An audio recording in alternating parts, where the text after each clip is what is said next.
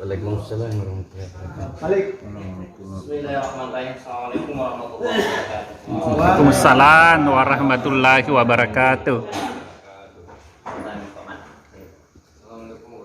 Alhamdulillah walhamdulillah wa khairul asmaul husna asyhadu an la ilaha illallah wa la syarika lahu wa asyhadu anna Muhammadan abduhu wa rasuluh. Allahumma shalli ala Muhammad wa ala ali Muhammad. Yang terhormat Pak Ketua Popjas Provinsi Sulawesi Selatan, Ketua kelas dan seluruh rekan-rekan yang hadir, alhamdulillah.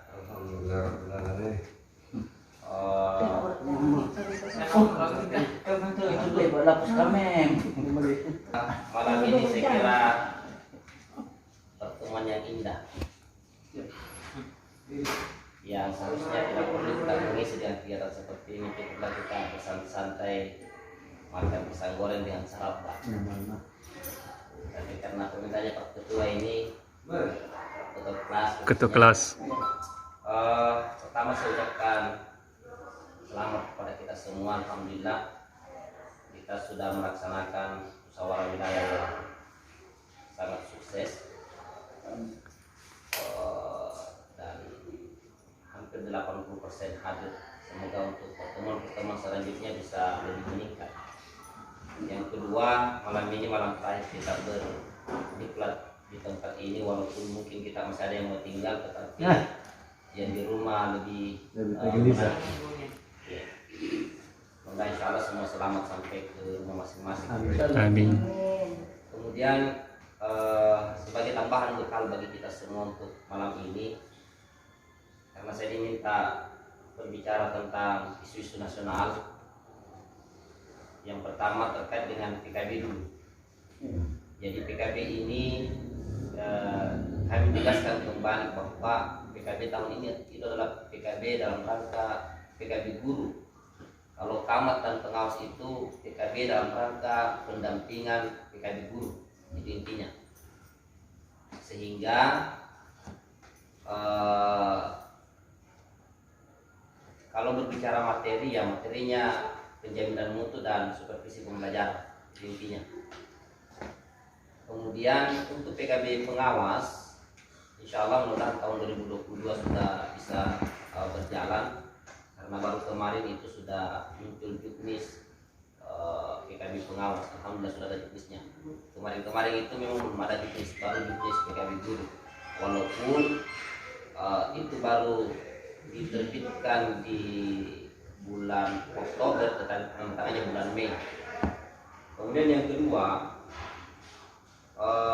saya tegaskan terkait dengan sosialisasi PMA 624. Jadi sekarang ini KSKK, khususnya Kasubdit Kurikulum dan Evaluasi, itu sudah mengeluarkan KMA terkait dengan supervisi pembelajaran. Mungkin banyak yang bertanya di antara kita, apa sih kenapa selama ini kita membahas tentang supervisi akademik, sementara yang muncul ini adalah supervisi pembelajaran. Pembelajaran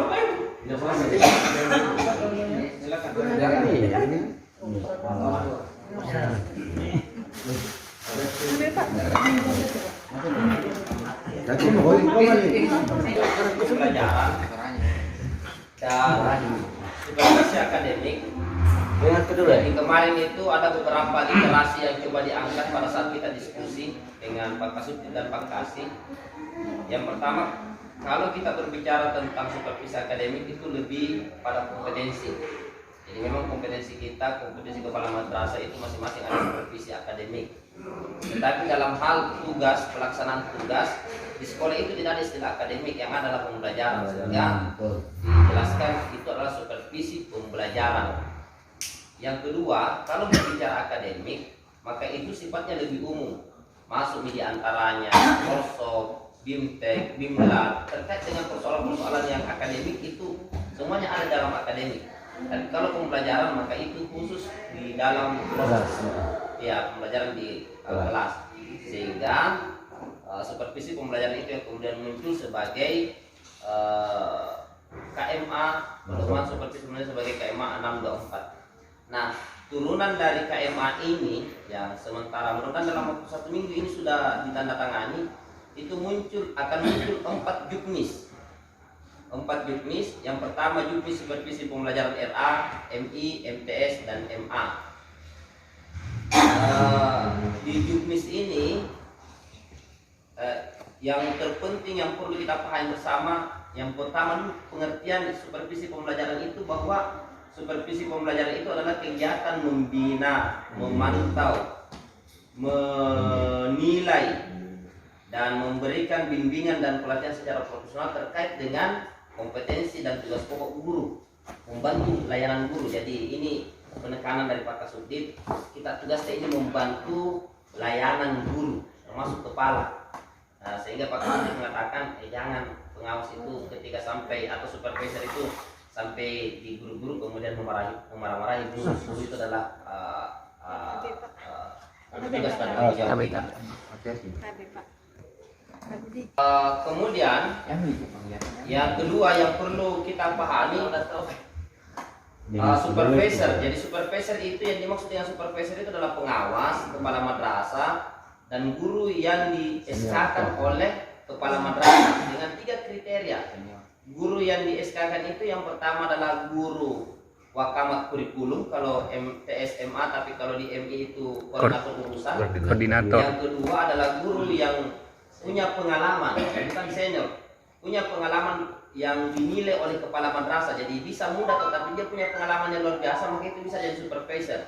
Kemudian yang ketiga adalah guru yang punya prestasi, sehingga nanti tidak ada lagi yang tumpang tindih. Masa pengawas juga memantau, nah kita ini kepala madrasah juga memantau, atau sebaliknya masa kepala madrasah. Jadi tiga-tiganya adalah supervisor, maka sebutannya adalah supervisor. Supervisor itu adalah membantu melayani guru dalam rangka perbaikan perencanaan pembelajarannya. Kemudian yang ketiga yang menjadi penekanan di juknis nanti adalah terkait di instrumen.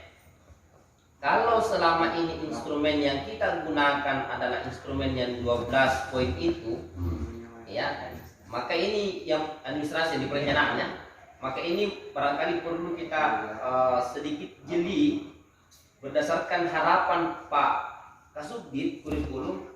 Kita jangan terlalu memberatkan guru di administrasi,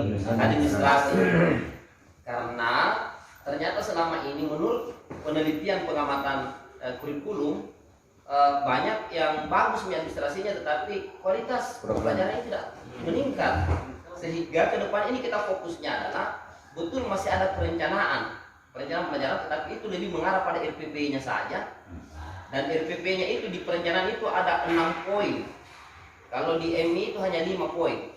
Yang pertama ini saya sampaikan, yang pertama perencanaan. Jadi instrumen perencanaan pelajaran itu bunyinya begini di poin pertama: perencanaan pembelajaran guru menggambarkan pembelajaran yang efektif. Nah, sebenarnya ini adalah merupakan terjemahan. Jadi ini terjemahan dari SK Dirjen 5164.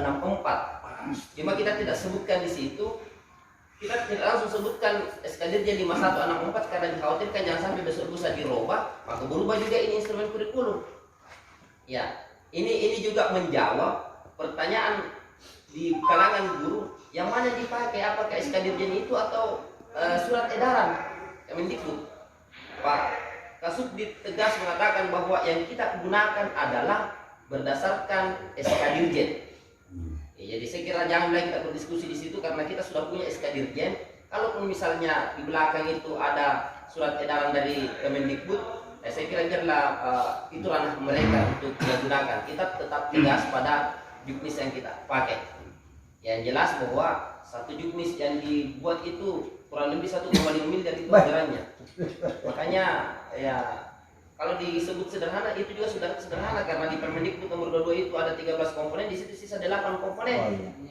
Iya. Itu ya.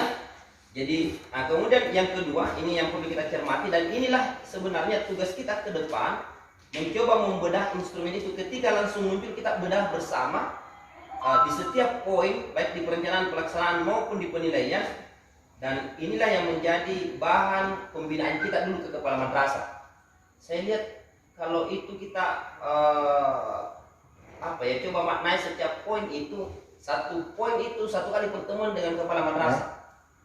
Maka insya Allah nanti kalau muncul ini SK Dirjen tentang supervisi pembelajaran, maka ini menjadi rahmat bagi tersendiri bagi kita semua.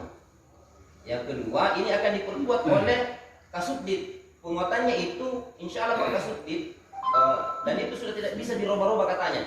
Itu sudah menganggarkan anggaran 10 juta per kabupaten kota tahun 2022 nanti dalam rangka pendampingan pengawas untuk memahami Juknis, KMA dan Juknis.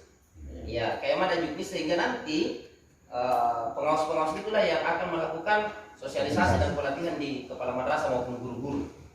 Mantap. Saya kira untuk menangkap peluang ini adalah sebenarnya sudah bisa sekarang, hanya karena pesannya itu jangan sampai ini terlalu bocor jauh ke luar. Kita tunggu saja penandatanganannya. Di setiap poin itu saya pikir itu yang terpenting kita lakukan. Di poin kedua itu antara lain mengatakan guru membuat perencanaan pembelajaran yang kontekstual, bermakna, moderat, manusiawi, humanis. Ini 5 hal ini dalam satu poin. Ini yang perlu kita pahami kepada kepala sekolah sebagai supervisor. Sehingga saya kira tugas teman-teman ya bukan berat ya, penting kita mau berdiskusi, mau membaca, itu akan menjadi rahmat tersendiri bagi kita. Ya, rahmat tersendiri bagi kita. Jangan sampai kemudian Pak Kasubdit kurikulum alhamdulillah sekarang sudah mulai nyadar juga bahwa ke depan ini memang perlu kita bina dulu pengawas sebelum sampai ke kepala madrasah dan guru. Sehingga makanya nanti biaya tinggal beliau mengatakan mohon dikawal itu anggaran yang akan kita simpan di kabupaten kota. Beliau tidak mau, sebenarnya awalnya ada yang mau menyimpan di negeri, tetapi dia pikir kalau negeri paling-paling itu saja anggota KKM ini dipanggil. Betul. Makanya dia bilang kami kunci, karena Pak Kasubdit itu mantan perencana, kami kunci bahasanya tidak bisa dirubah-rubah, itu adalah miliknya nanti pengawas. Insya Allah itu anggaran itu untuk pendampingan pengawas. Saya kira itu isu yang penting terkait dengan tadi penerimaan pengawas. Jadi pengawas nanti itu perlu juga kita pelajari juknisnya, Bapak Ibu sekalian. Dalam penerimaan pengawas ini kemarin itu ada teman-teman yang bertanya, alhamdulillah penerimaan pengawas tahun ini sudah tidak ada diklat cawas. Itu dia membaca sepotong. Karena ada 2 kali ini penerimaan. Ini sebenarnya asesmen. Ini dalam rangka asesmen. Jadi awalnya ini adalah database dulu kita mendaftar lewat link itu, dan itu akan langsung meng-cut bagi 52 tahun. Yang berumur 52 tahun itu langsung cut di situ, tidak bisa lolos. Kemudian 52 tahun ini akan di asesmen. Dan salah satu sebenarnya pihak yang harus diikutkan adalah pengawas. Nanti mohon dikawal itu, kalau bisa teman-teman ini masuk ke asesmen, termasuk dikawal itu bisa pengawas. Kemudian nanti yang lulus asesmen itu mendapatkan sertifikat asesmen. Kemudian itulah yang menjadi bakal calon pengawas, baru bakal calon. Nah, bakal calonnya itu mereka akan mengikuti diklat cawas. Nah, nanti setelah diklat cawas baru jadi cawas, baru mendaftar jadi pengawas. Tetapi kemarin kami diskusi dengan Pak Kasitendik di Direktorat GTK, saya mempertanyakan apakah hanya orang-orang yang baru saja mendaftar itu yang ikut di link itu. Dia bilang tidak, termasuk yang sudah pendaftarannya sudah ke Jakarta. Ya, misalnya sudah ada ke Jakarta teman-teman, tapi tidak terbit, itu tetap masuk ke situ karena yang akan diterbitkan itu lewat database itu. Makanya saya ingatkan, Pak Kas ini meminta sebenarnya, ini sudah saya sampaikan di grup kayaknya kemarin, mohon pasang kalau ada dosen yang pernah mendaftar dicatat semuanya supaya bisa kami telusuri. Tadi saya dihubungi Pak Kasih, Pak Yunus, itu baru 1 orang dari Pindra, Ibu Mega, ada juga 1 dari Takalar, Pak Basuki Rahmat. Kalau bisa sebelum saya kirim itu, mohon disampaikan kalau ada teman-teman di kabupaten kota yang pernah mendaftar tapi sampai sekarang belum keluar SK-nya, supaya kami bisa sampaikan. Jadi ditulis atau dijawab di sana, nanti kemudian kita kirim langsung ke yang menangani itu di pusat. Saya kira itu yang penting. Dan ya saya terakhir mungkin ya teman-teman ini tetap memikirkan karirnya yang sudah 3 tahun di 4A. Sekira mari kita sama-sama duduk bersama nanti dengan Pak Ketua, Presiden Pak Ketua, untuk kemudian kita bisa mudah-mudahan bisa segera naik ke 4B. Sekira banyak jalannya sekarang. Kita sudah kalau 4B belum ada pengalaman. Kalau tapi saya dengar itu 4C lebih mudah ketimbang naik ke 4B katanya. Tinggal kita mau mencoba menelusuri jalan-jalannya.